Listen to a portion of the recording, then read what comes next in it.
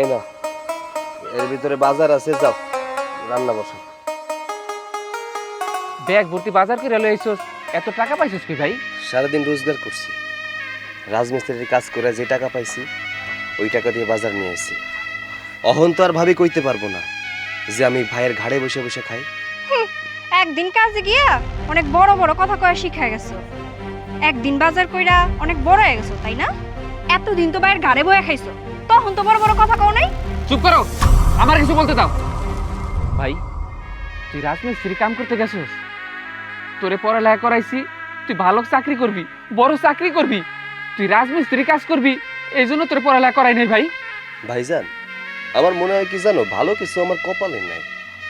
যদি থাকতো, এতগুলা চাকরি ইন্টারভিউ দিলাম, একটা চাকরি তো হইতো।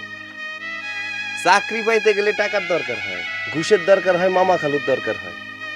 আমার টাকাও নাই, মামা খালুও নাই, চাকরি হইব কেমনে? তাই চিন্তা করছি এই যে রাজমিস্ত্রির কাজ করতেছি এইটাই করব।